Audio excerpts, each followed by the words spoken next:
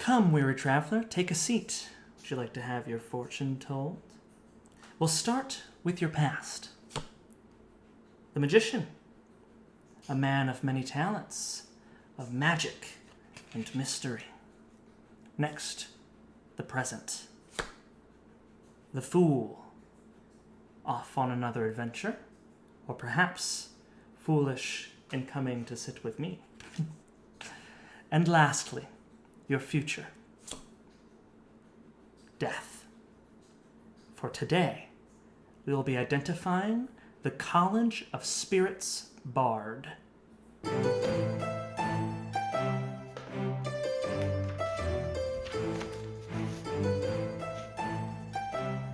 With the release of Van Richten's Guide to Ravenloft, we have seen 2 new player options added to Dungeons & Dragons 5th edition, and I really think they're not getting enough commotion, especially the College of Spirits for the Bard class.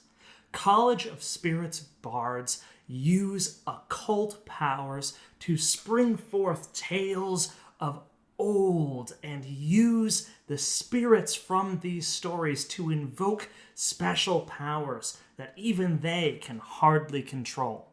Even in the UA version of this class, I was absolutely thrilled. The flavor here is so juicy, and there is so much to dig into as a player, into why your character does this, or what has brought them to invoke the stories of spirits. This new Bard College gives them a lot of new options that will allow them to be even more effective utility-wise, support-wise, and even damage-wise, allowing them to fill a broad swath of roles at the table. Their first 3rd level feature is called Guiding Whispers, which gives them guidance as a cantrip on top of all the other cantrips they already get.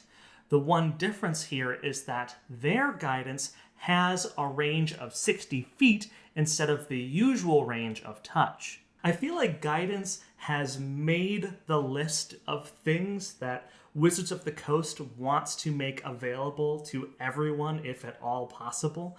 It's now up there with temporary hit points and fly speeds. This is now the 5th class that can get this cantrip from the starting 2 that could get it when the system first came out. This bard does have the advantage of this cantrip being up to 60 feet. However, in the exploration part of the game, I really don't know how much that would really come up. I can't think of a lot of situations where you are within 60 feet of somebody when they need guidance, but you couldn't just go up to them and touch them before you cast the spell. Don't get me wrong though, it is still a boon, and the fact that you could both guidance and bardic inspiration somebody in the same turn from range is very effective, especially at 3rd level. If you really need someone to succeed on that skill check, you can boost your normal 3.5 bonus on average from bardic inspiration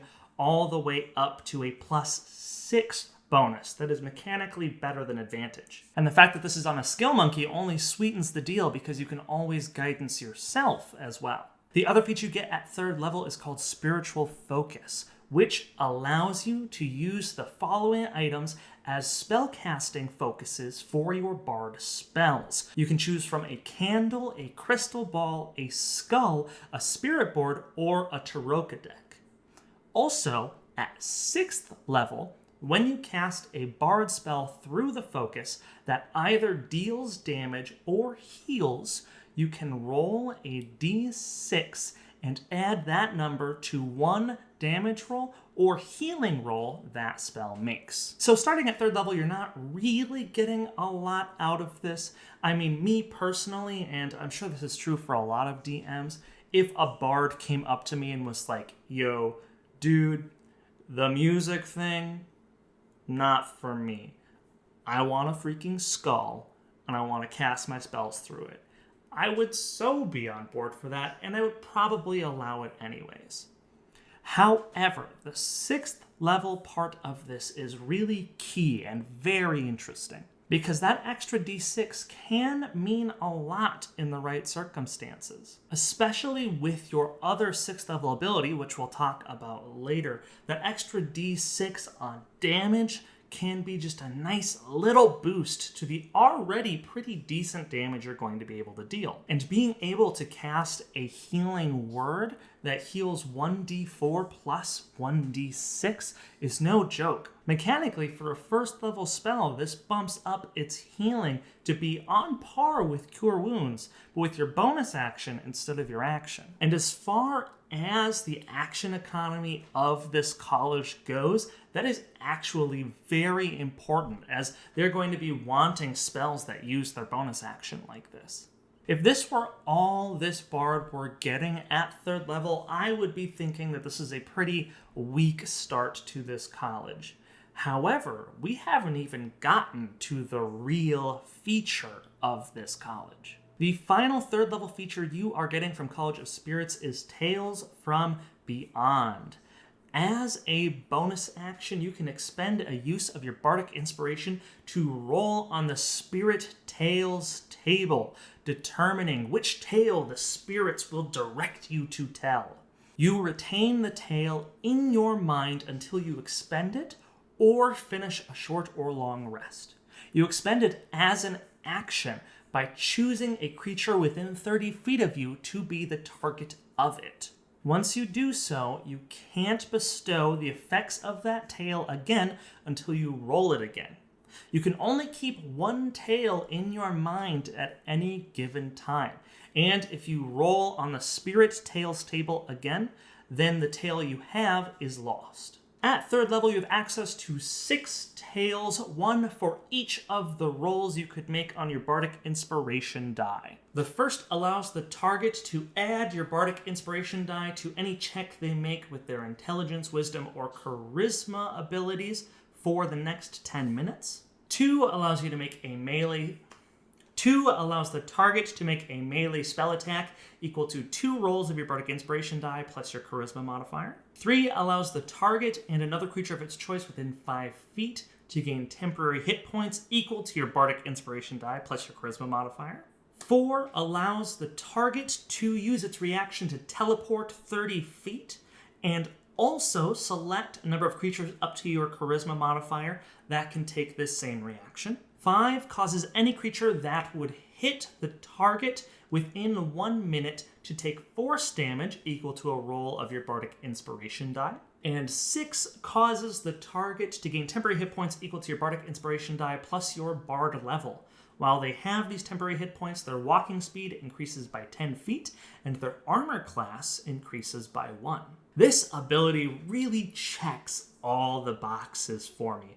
It is so incredibly flavorful and mechanically evokes the idea of this archetype. By rolling to see what effect you get, it feels like you're throwing the bones or playing cards or consulting the spirits, and that is such a fun effect. They've also done this in a very clever way so that you're not going to often be doing this on your turn during combat. This really feels like something that you do like before the fight, at the beginning of the day to kind of see what you get and hold on to it for when you need it. And then when you're in combat, you use your action to activate the effect. A lot of these 3rd level ones are really nice, but I am worried about their scalability. I mean, even when your Bardic Inspiration die are D8s or D10s, I wonder how much you would be using that Renowned Duelist ability. That being said, other ones of these will always be useful. Tale of the Runaway is a really fascinating ability that really feels like an SOS card if you need to get out of dodge or everybody needs to reposition and fool your foes. Tale of the Traveler, which increases your walking speed and your AC while you have temporary hit points, is a really good ability specifically if you have somebody who is already specializing in those things. If you have a Blade Singer in the party, then this is going to be the go-to person that you use Tale of the Traveler on. Because they're not gaining a lot of temporary hit points from this, it runs into the same issue that Circle of the Spores Druid does. You really want this to be on a person who is not going to get hit, because you don't want them to lose those temporary hit points, because then that nullifies the whole feature. From how the action economy of this college feels, it feels like especially turn 1, you are really going to be looking for other things to do with your bonus action, because more often than not, it seems like your action is going to be caught up in using your Spirit Tails effect. However, you can loop this so that every turn you always see your Spirit Tails effect. You can action, use it, bonus action, roll a new Spirit Tail, and see what you get and how you can use that in combat. The effectiveness of this may be so-so, and you might just be better off using that Bardic Inspiration on other people. As with knowing what your first Spirit Tails is, you can kind of work to set yourself up so that you can see the value out of whatever Spirit Tail you get. And at 5th level, when your Bardic Inspiration die goes up, you gain 2 more Spirit Tails options. The first is Tale of the Beguiler. The target must make a Wisdom saving throw or take psychic damage equal to 2 rolls of your Bardic Inspiration die, and be incapacitated until the end of their next turn. And the other is Tale of the Phantom. The target becomes invisible until the end of its next turn, or it hits a creature with an attack roll. If the target hits a creature while invisible, the creature takes additional necrotic damage equal to a roll of your Bardic Inspiration die, and furthermore is frightened of the target until the end of that creature's next turn. Now, these two are going to always be useful. If you have a rogue in the party, then rolling an 8 on your Spirit Tails table is going to be a godsend for them. They are going to get advantage on their attack.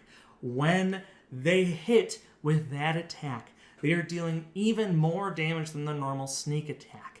And then on top of that, that target is frightened of them, meaning your squishy rogue is even harder to hit than they usually are. This is going to be so good for them. This can also help the bard do some spike damage as an opener if they have time to set up. If they have a turn before the combat, they can turn themselves invisible, rush in, use this on a spell attack, and get even more damage out. This adds on to their spiritual focus damage that they're getting at 6th level, so you can kind of start to see the numbers stack up. Don't get me wrong though, Tale of the Beguiler is also good. This game is all about action economy, so using this on your BBEG and locking them down for a turn is going to be devastating. However, it is on a wisdom saving throw, so the chances of it succeeding are kind of up in the air. That's always the problem with save or suck spells. The 6th level feature of this college might be my favorite. It is called Spirit Session. You can conduct an hour-long ritual, which can be part of a short or long rest, using your spiritual focus. This ritual can include a number of creatures equal to your proficiency bonus, including yourself. And when it is complete, you can learn 1 spell from any class. There are some caveats, however. The spell you choose must be of a level equal to the number of people who are part of the ritual. Furthermore, it must be from either the Necromancy or Divination spell lists. The spell must be of a level you can cast, and it becomes a bard spell for you, and it doesn't count against your normal amount of bard spells known.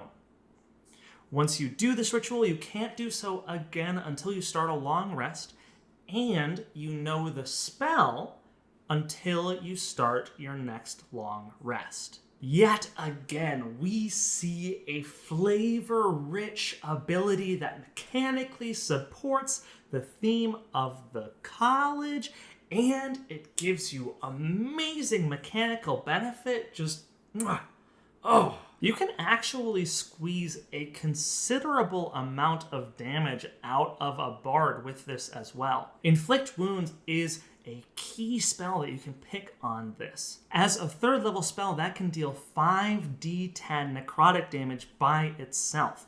That's before considering the extra d6 you get if you cast it through your spiritual focus. When you first get this feature, the highest spell level you could grab is a 3rd level one, meaning you could grab things like Vampiric Touch, Animate Dead, Ray of Enfeeblement. You could also grab Mind Spike if you're so inclined, or Speak with Dead. And as you raise up in levels, the highest spell level you will be able to grab with this is a 6th level spell, meaning you could grab Contagion or Raise Dead, Dance Macabre. I could also see Scrying or Arcane Eye being really good grabs here. This really opens up a lot of flexibility as a bard and is basically a limited, well, not limited because you can change it, but limited because there's only certain schools you can take. So I guess a limited magical secrets. But since you can change it every long rest, you can make sure that your Spirit Session spell is always going to be effective for the challenge you're going to face on that day. Because even if you just take Comprehend Languages on a social day, that is still going to be a useful spell for that day, instead if you took like a Magical Secrets Fireball and you didn't see any use out of it. I absolutely love this ability and the roleplay potential of it. Everybody gathering around for your ritual every long rest is just And then at 10th level, your Bardic Inspiration die goes up, meaning you get 2 new Spirit Tales table options. The first is Tale of the Brute. Each creature of the target's choice within 30 feet of it must make a strength saving throw or take thunder damage equal to 3 rolls of your Bardic Inspiration die and fall prone. On a successful save, they still take half damage but don't fall prone. And the other is Tail of the Dragon. The target spews fire in a 30-foot cone, dealing fire damage equal to 4 rolls of your Bardic Inspiration die to those creatures unless they succeed on a Dex saving throw.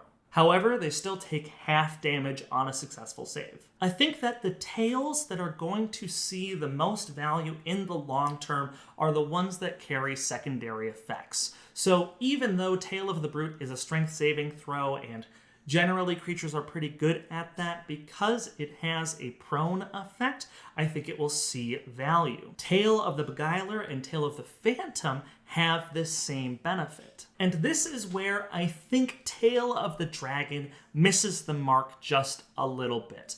Both of these are nice that they are still dealing half damage if the creature succeeds on their save, but I think in most cases you are going to have something better to do with your action than dealing 4d10 fire damage. However, I think Tale of the Dragon is most effective if you are fighting, say, a horde of creatures and you just don't want to spend a spell slot to get rid of them and you happened to roll Tale of the Dragon. Or otherwise, if you are in a smaller skirmish leading up to a big fight and you just don't want to expend resources necessarily. The 14th level ability for the College of Spirits Bard is short and sweet. It is called Mystical Connection. When you roll on your Spirit Tales table, you can roll twice, choosing either result. However, if you roll twice and they roll the same number, you can ignore those results and instead choose any option you want. This is a pretty standard fare ability for these archetypes that cause you to roll on a table of some kind, whether it's the Wild Magic Sorcerer, the Path of Wild Magic Barbarian, those kinds of things. I really like that you have the option to pick whatever you want on a doubles. That again fits the theme of this really nicely, and it's just mechanically nice. You don't feel like you're stuck in the one option. You can pick whatever you think will be best for that given day. And then lastly, at 15th level, your Bardic Inspiration die goes up for the last time, giving you your final 2 Spirit Tales. The first of these is Tale of the Angel, which causes the target to regain hit points equal to 2 rolls of your Bardic Inspiration die plus your Charisma modifier. You can also end one condition affecting the target from the following list: blinded, deafened, paralyzed, petrified, or poisoned. And the last option is Tale of the Mindbender. You cause the target to make an intelligence saving throw or take psychic damage equal to 3 rolls of your Bardic Inspiration die and be stunned until the end of their next turn. Both of these are very, very decent effects. Tale of the Mindbender will be very good, dealing some psychic damage, but that stun effect will really set your party up for success in the same way as Tale of the Beguiler would as well. However, if you ever have the choice between the two, always take Tale of the Mindbender. Intelligence saves are generally super weak amongst creatures, so you have a pretty high chance that you will see the benefit of this effect. And Tale of the Angel is pretty good too. It seems like they've bundled healing and condition removal in there, so it's nice if you roll it to have that little back pocket ability, especially if a Petrify comes up.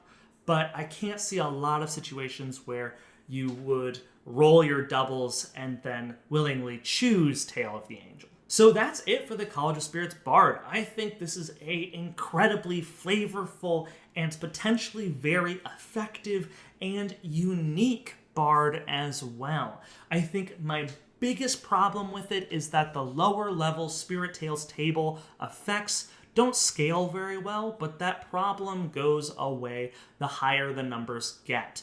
And as your dice get bigger, it's going to be less likely that you see those smaller numbers. College of Spirits is definitely on my list to play now. I haven't played a bard in a while, and after reading this is just one of those archetypes that evokes a character concept for you. How do you feel about the College of Spirits Bard, though? Let me know in the comments down below.